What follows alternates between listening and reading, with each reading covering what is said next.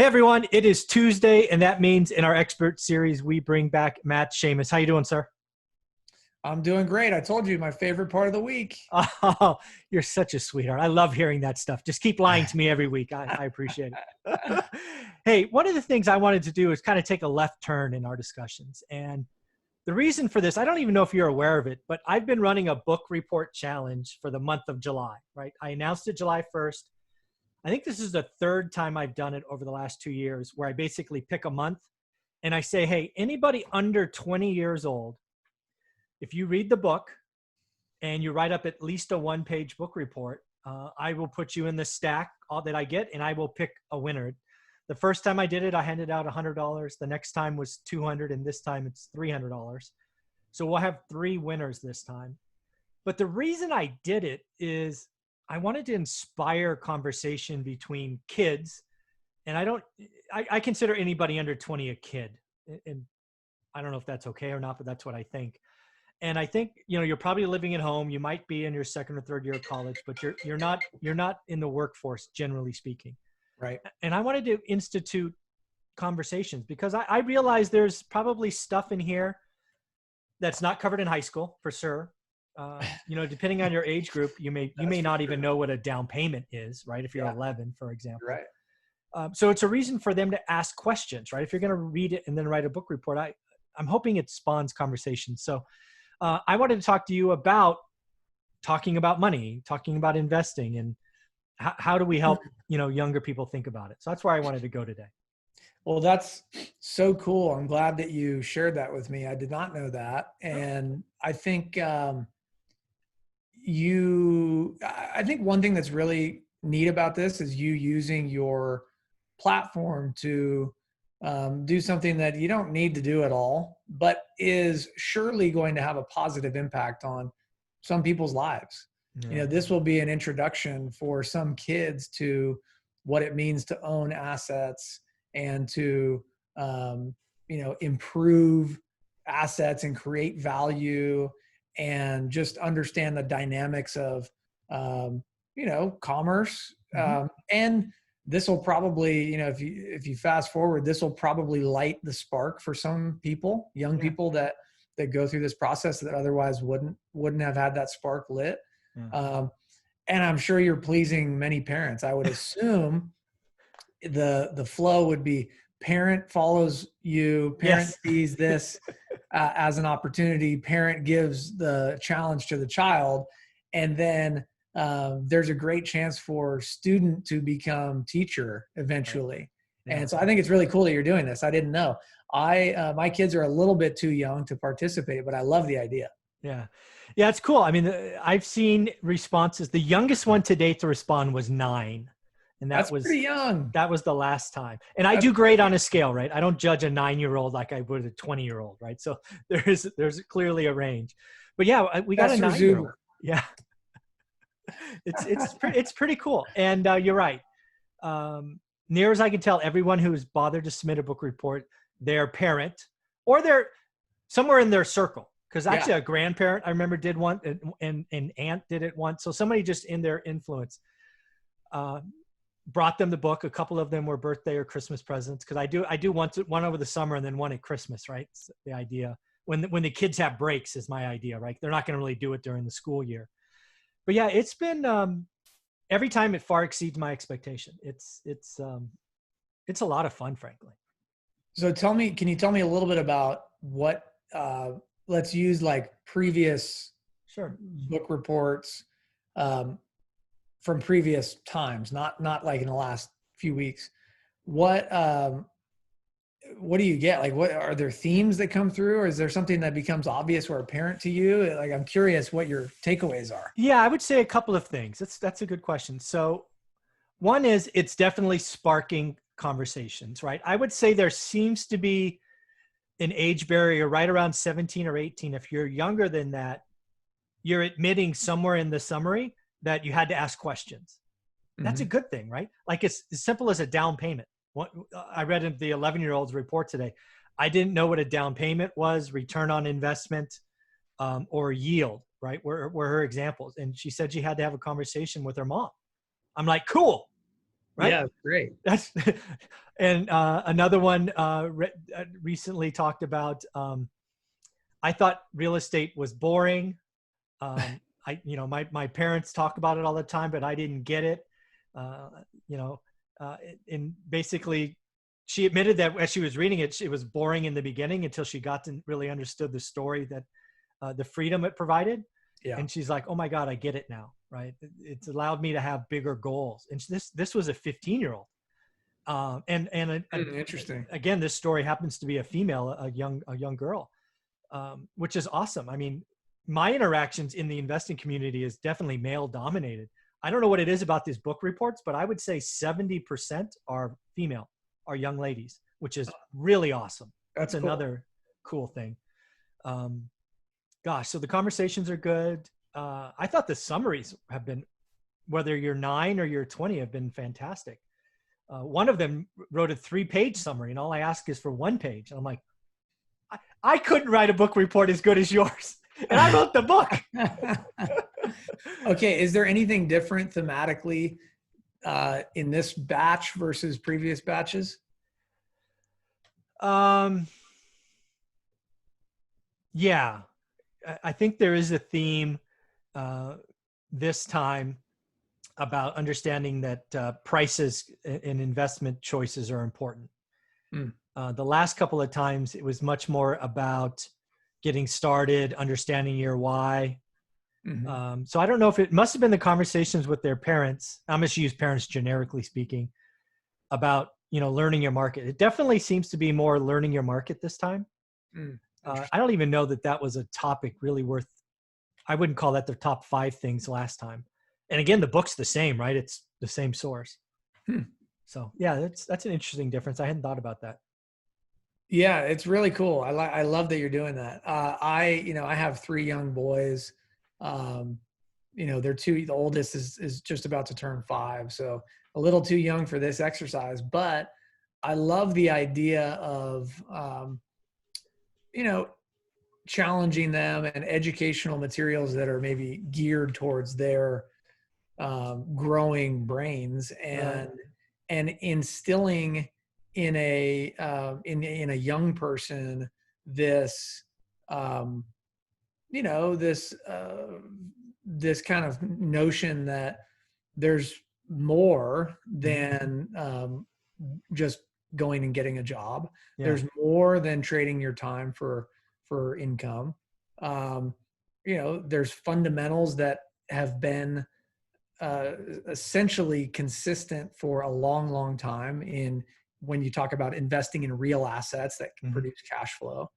And, I don't know when if you think back on your learning experience, I don't know when some of those concepts maybe came to you or how you were introduced to them. But if I think back on mine, my own learning experience, many of them were introduced through books. And none of the books really were geared to me as a young person reading them. I mean, the most kind of poignant example for me as a kid was reading Rich Dad, Poor Dad, which was like the classic real estate investor's aha moment book. Right.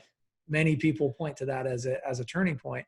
And I think I read it when I was maybe 20 or 21 in college. And, it wasn't written for a 21-year-old. You need to, but I think there may be an opportunity, and I'm sure there is content out there, but for more education geared towards young people, because you can completely alter or help someone alter the course of their own life by just giving them this knowledge early on. Yeah. And I think it's really powerful.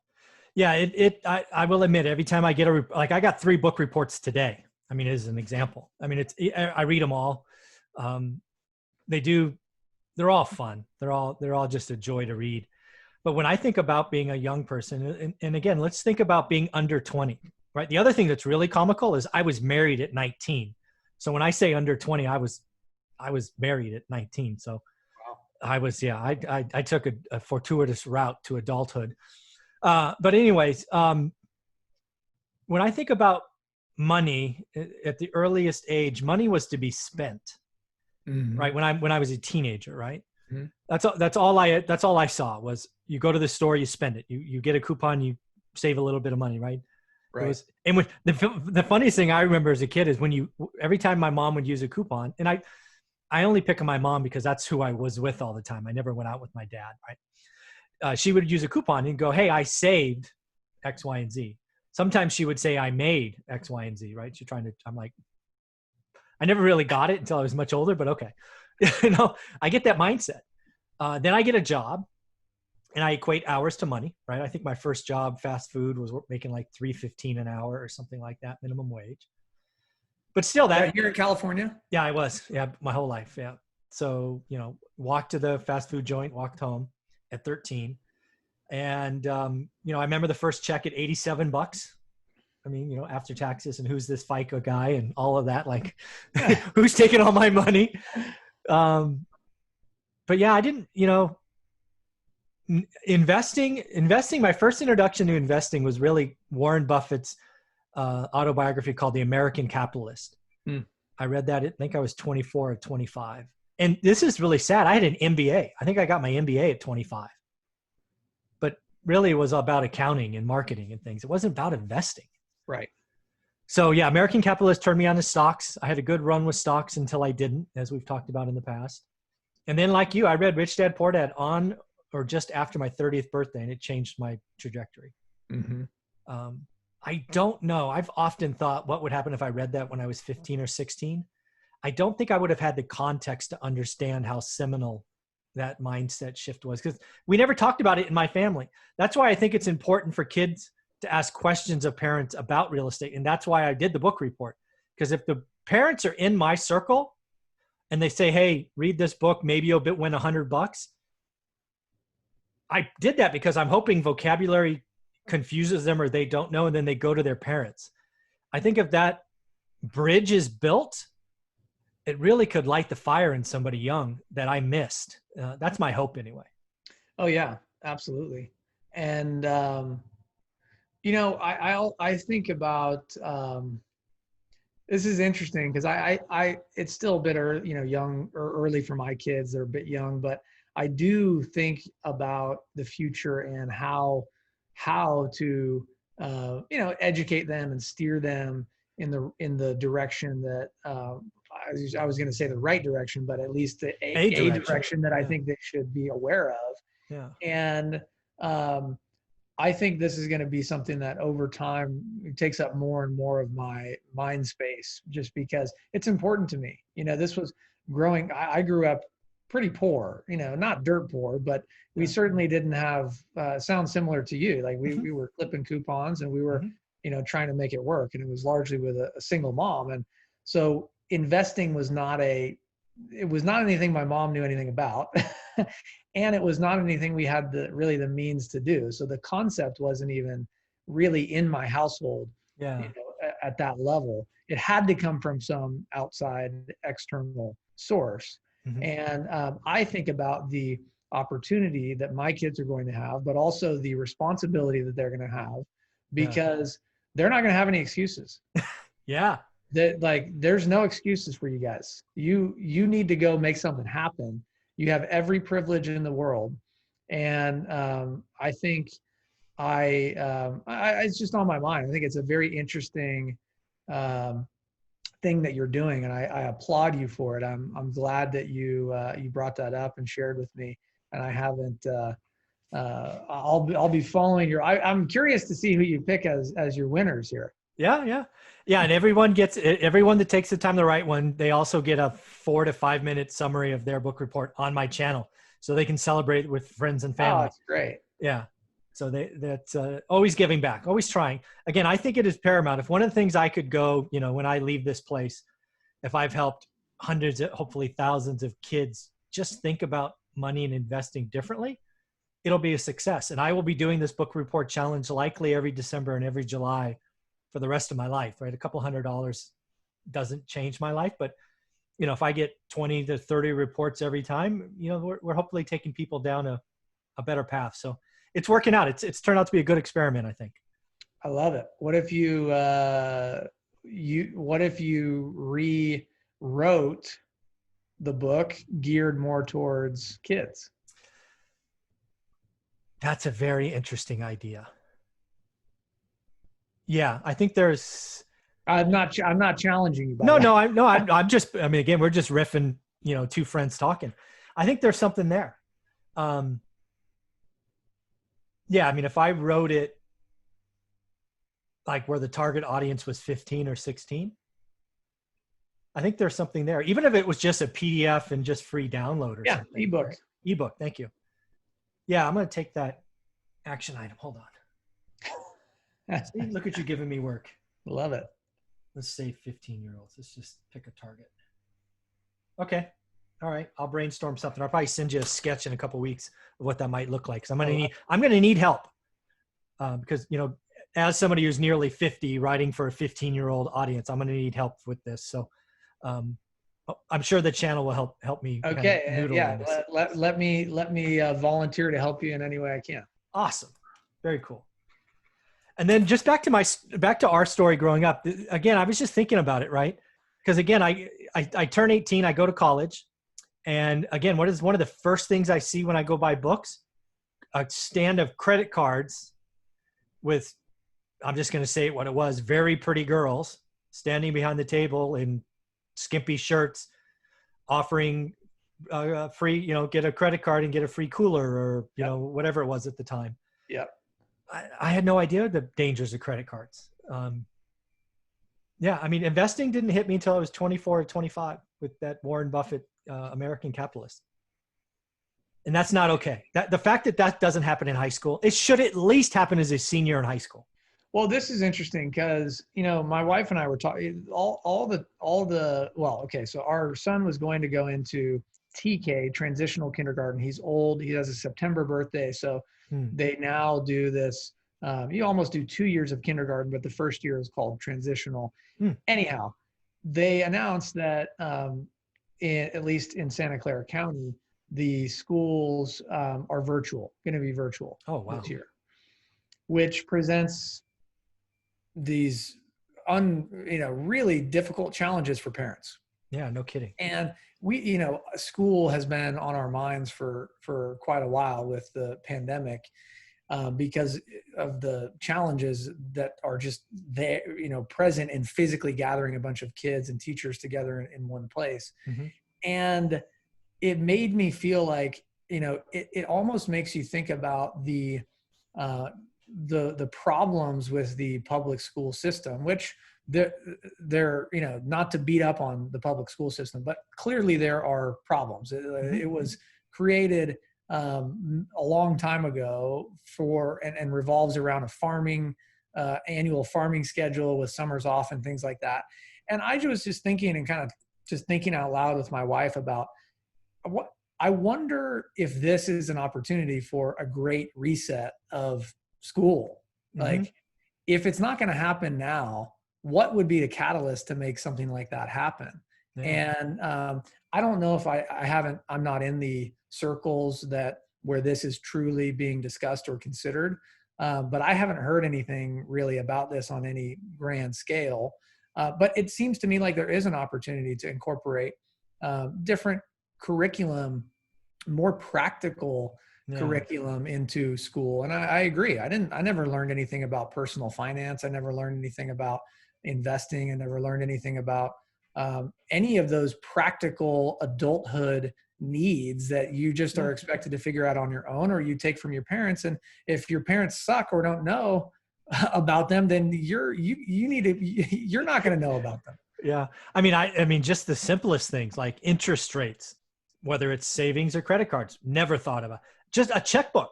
I mean, back when we were growing up, checkbooks were the thing, right? Yeah. No, we're not discussed. And I went to a public school through 8th grade and then a private school. And then, to a pretty good university, Santa Clara University, just up the road from you. I didn't know you went to Santa Clara. My wife went there. I did, yeah. I graduated undergrad in 95 and MBA in 98, I think. I think so. Yeah, so 2 degrees.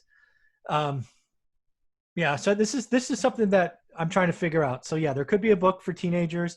I think there should be a reset. I mean, even if it's just that senior year. I don't remember if you remember your senior year of high school, but that last semester was freaking nothing. Nothing was going on. Right. I remember I took advanced PE, like, cause I'm a jock, right? That was a class. I took advanced PE. I went to the gym and worked out. That was my class. And like, I think English, I think there was 4 years of English.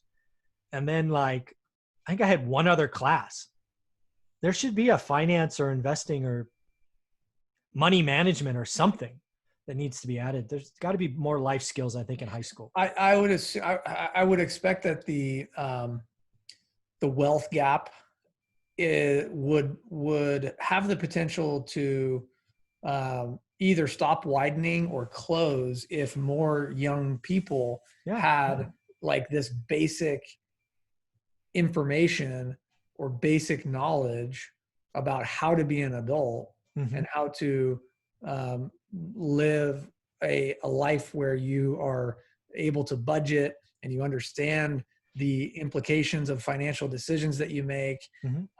I think that there would be a pretty strong case that the wealth gap would tighten at the very least. I mean, you just have more young people that are not relying on their parents to educate them. And I think the quality of life would be better. I mean, right when you were saying that, the first thing I went to is, again, we have these high school seniors that have been put through an education system where the right answer for many of them is go to college, right? Right or wrong, no judgment on whether or not they're going to be a doctor or a lawyer, which means go to college or something else, right? It's just, that's the factory, right? Right. And, oh, by the way, most of them, or many of them, I'm going to guess it's most of them, do that college education with debt. And some of them are getting hundreds of thousands of dollars in debt. And then they go get a job and they're like, well, I could have made this with a high school education, right? I think there needs to be that. I think there should be something that senior year that paints this vision, because maybe the right answer for some people is not to go to college and get $200,000 in debt, because then you're paying that off for 15 years and you're stuck. And if you get into a recession, you're toast. Yeah. There's so much more there. I mean, that's a long conversation topic on its own, but you're right. And I think personally, I believe the value of a college degree, well, there's two things happening simultaneously. The cost of a college degree is increasing and the value of a college degree is decreasing. Yes. Yeah, you're right. It's not a place that you want to be. Yeah. I agree. Taking on a bunch of debt to go get a college degree when you have no clue that it is going to help you in your career or your professional pursuits. Yeah. It's tough. And again, so as I mentioned earlier, I was married at 19, right? So one of the things that I had to do is I had to pay for my own education. So I purposely went to De Anza College, which is a junior college, because I had no idea. I knew two things. One, I had no idea what I was going to do. But two, I thought a college education would mean more money, right? When I graduated, I was the only person in my family, father or mother's side, to have a college degree, right? Lots of people went, but nobody got the degree. So that's what I related to, but I had to pay for it. So I made the choice to go get, the AA degree from De Anza College. I want to say it was $4. It might've been $8 a credit, but still that was a lot, right? For something. But then I get on this automatic transfer to Santa Clara for junior and senior year, and I take out debt, right? But I took out 2 years of debt versus 4 years of debt, which may have been 5 years of debt, because I had no idea what I wanted to do as a freshman. Yeah.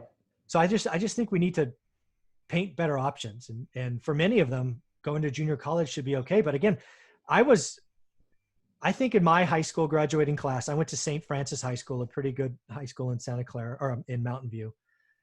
I want to say in my graduating class, less than 10% went to junior college or didn't go to college at all. Like a couple went to the military that I remember, but it was just a factory, right? That St. Francis at the time was just a factory to spit you out to college. Yeah. And I don't know if that's the right, I know it's not the right answer today, but that was the answer back in the 90s. And again, I think it's because nobody was talking to me about money. Nobody was talking about money. And that bothers me. Yeah. So, yeah. It's not a problem either of us are going to solve, No, but but it it's fun to is talk one about. that, yeah, and it is one that is, you can chip away at, and you Yeah. can do something that makes you feel good, and that maybe helps some people. And so again, I love what you're doing. I'd love to be helpful if I can. Yeah, no, you will be. Again, just talking with you, getting ideas, giving me this idea for an ebook for 15-year-olds. I'm going to try to sketch an outline, see what that might look like. But yeah, I think talking with your kids, one thing that I would tell you. So my daughter's 29, right? She's on the other opposite side of 5 and 3 and 4 Yep. months, right? Yep. Right in her kind of right when we had a chance, I would say it's 13, 14, 15. We were just starting to come up, right? We were just starting to figure it out. And we didn't do a great job of talking to her about sacrifice and choices and money, right? Mm-hmm. We were just starting to invest and seeing very early signs. But yeah, I don't want to say we hid it from her, but it was kind of that. We just didn't talk to her about it. And that was a mistake. So that's one thing I would tell you, is to talk to your kids, right? Maybe as soon as they're 8 or 9, show them the booklets, show them the pamphlets, show them the numbers. Yeah. Just expose them. Let them ask questions about vocabulary. The only thing we did is we took her down there a couple of times to show her ugly units, which was a mistake. We should have shown her pretty units, not Right. ugly units. That was a bonehead mistake, because nobody wants to see an ugly unit. Yeah, those are some things I would do differently if I could. Yeah, thanks for sharing. I think that's interesting. And you hear of stories of kids who grew up in a household that was like involved in real estate, and the kids are out helping mom and dad, on the property. And I do think there's something to that. They have a really significant head start when they feel confident enough to go do something on their own. Yeah, just make sure you make it about the investments, why you said yes, why you said no. Because again, the little that we introduced, we made it about the thing. Honey, we got to paint the wall. We got to change the light fixtures. The toilet's broken, right? We made it about the stuff, and we should have made it about the decisions. That was an opportunity missed by us that I hope you do not miss. Well, I just finished the Last Dance, the Michael Jordan documentary. Have you seen this? Oh, absolutely, twice. Okay, yeah. So yeah, it's Jordan. The story is unbelievable, and he as an individual is unbelievable. But there's something you said that made me kind of think about a couple of things that I think are pretty important, and that what I want to eventually instill in my kids. You think of, many people at least think of a real estate investor, and there's certain connotations that come with that. And I think, opulent wealth could be one of them. Greediness or selfishness could certainly be one of them. But in my experience, actually, there are things there's been some unintended or unexpected consequences of my own just personal pursuit of wealth as an adult. And one of them is, you said it, like, you have to be willing to sacrifice. Yeah. And if you don't have a strong why, you're not going to be interested in sacrificing. I think in that it requires a really, really high level of discipline. And I told you I'm listening to your book, and I don't know how far I'm in. I'm probably a third of the way through it, but I know you talk a bit about the sacrifice and the taking money that, could be used to go buy a boat, and it's being used to defer the instant enjoyment and provide longer term, benefits. I think those are really important characteristics that, as a kid, it's very hard to grasp those things. Yeah. And then I also think that one interesting thing that I've noticed is, in my pursuit of wealth, I have become very non-materialistic. Yeah. Interestingly, right? You would think you're chasing this thing, and the important things are the signs of wealth. And I can just say from my own personal experience, and I know you well enough to know it's the same for you. Yeah. That's just not the case. Like you sacrifice those things in order to have a real chance at a bigger goal. No doubt. And I think those are more like, these can be universally applied to many different things. They don't have to apply just to investing, but they're really, really important concepts that, I think they're interesting, and I think things that I'm going to want to teach my kids at some point once they're able to begin to grasp them. Yeah, there's one challenge you may want to look up. This might apply to your 5-year-old. It'd be interesting to see your 5-year-old and your 3-year-old do this side by side. Have you heard about the marshmallow test? Yes. Yeah, you take out a marshmallow, you put it in front of them and say, hey, you could have this, but if you wait 1, 2, 5, whatever minutes, and by the way, mom and dad are leaving, you'll get another one. Yeah, the delay. Yeah, testing their ability to delay the gratification. Yeah, something like that. But that's the idea. I mean, and again, when I was making those sacrifices, I mean, there were some rough days. I had no idea if it was going to work. It was a hope and a prayer. But yeah, it was conscious, consistent decisions, because it's not, you don't just sacrifice once, right? I knew plenty of people who maybe delayed gratification for a year, but then they got a cash out refi, and instead of buying another asset, they bought a car. And that, that's not what you're doing. If you're on the journey to financial freedom, stay on the journey until you're done with the journey. Don't take these little off ramps. Well, and you know what happens, right? You get, at some point, you pass the threshold of the decision. Yes, it's a conscious decision, but it just kind of is baked into what I do. It's baked into who I am. And when I have an influx of cash, I don't go buy a Mercedes. I go look for an asset, to buy. Exactly. It just kind of like becomes who you are. And I wonder when, and for some people it never does, when that day ends, right? This is where you learn of and see people who are wealthy beyond their or any individual's needs, but they still live a fairly modest lifestyle. Yeah. Well, this has been fun, man. Thank you for having this with me. It was fun to talk about. I'm going to keep doing this book report challenge because I'm seeing the impact of, kids, again, not being disrespectful, but under 20 talking with their parents. It's fun. It's a lot of fun. I love it. I love it. Thanks, man. Thanks for your time this week. All right, Michael. Have a good one. Yep.